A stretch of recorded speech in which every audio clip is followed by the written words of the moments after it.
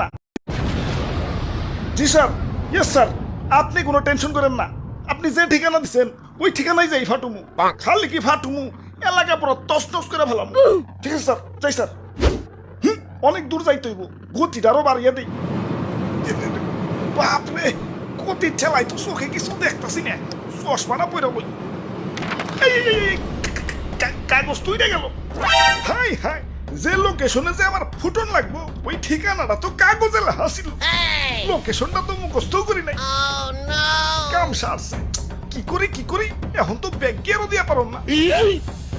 আমার তো কোনো না কোনো জায়গায় যে ফুটনই লাগবো। কি করি কই পুরি।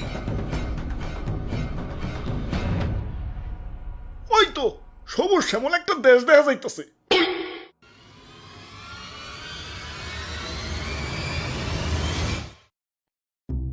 ভাই যাইতে দেন ভাই, দেরি হয়ে যাইতাছে। আব্বে হালায়, তুমি কোন এসে দেখছো? চাঁদা পয়েন্ট, মানে চাঁদা ছাড়া ঢুকতে দন যাবো না। ওরে বাপুরে, ইয়া চাঁদা দেও আর আগে বাড়াও। চাঁদা তুলেন কেন ভাই? এটা তো ঠিক না ভাই। এত কথা না কয়ে চাঁদা দিয়ে বিদায় হও, পিছে সিরিয়াল লাগছে দেখো না।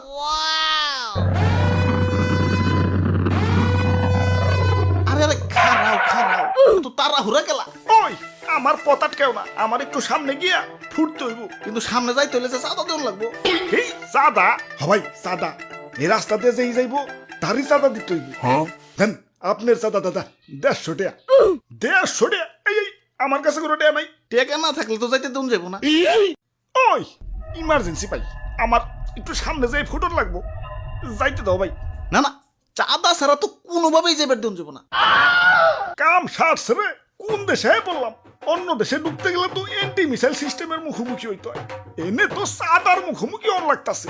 ওরে বাপুরে, এইটাই আমাকে উন্নত প্রযুক্তির এন্টি মিসাইল সিস্টেম। আরে ভাই বুঝতাছো না, ইমার্জেন্সি ভাই, আমার সামনে যে ফুটন লাগবো। বিশ্বাস করো ভাই, আমি তোমাকে দেশে ঢুকতাম না ভাই। খালি যে টার্গেটে যে আমার ফুটন লাগবো ওই ঠিকানাটাই হারিয়ে ফেলাইছে।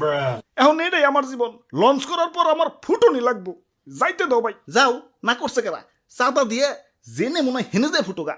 খালি শপিং মলটা বাদ দিয়ে, কারণ বাঙালি 99% এখন শপিং মলেই। ওরে বাপুরে, ইয়া চাঁদা দেও আর আগে বাড়াও।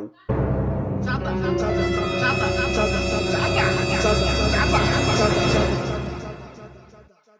আরে ধর, এই তখন মানুষের বেলায় কোথাও শান্তি পাইতাছি না। একে তো আমার জায়গায় জায়গায় ফুটিয়া ফাটিয়া দুনিয়া জুড়ে একটা গ্যাঞ্জাম বাজিয়ে দিছে, তার উপরে তোরা চাঁদাবাজিতে রাস্তা আটকে বই রইছস। ওই তোরা কি দুনিয়াটার একটু গুছিয়ে গেছে সুন্দর রাখতে পারস না?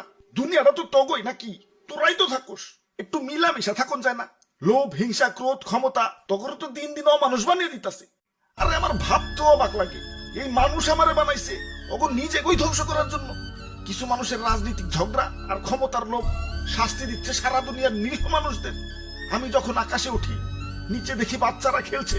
আরে আরে এদের স্বপ্ন ভাঙার জন্যই কি আমি তৈরি? এই সুন্দর পৃথিবীটা তো শুধু রাজনীতিবিদদের জন্য না, এটা সবার। এখানে শান্তিতে বেঁচে থাকার অধিকার সবার। শান্তি বাদ দিয়ে অশান্তি কেন করস তোরা? তোরা মানুষ না, তোরা সবাই অমানুষ হয়ে গেছস। তোরা যদি মানুষই হইতি, মানুষ হয়ে মানুষ মারতে পারতি না। তোরা সেদিনই মানুষ হবি যেদিন আমাকে বানানো বাদ দিয়া পৃথিবীটাকে সুন্দর বানানোর চেষ্টা করবি। তোরা সেদিনই মানুষ হবি যেদিন আমাকে বানানো বাদ দিয়া নিজের ভাইদেরকে বুকে টেনে নিবি।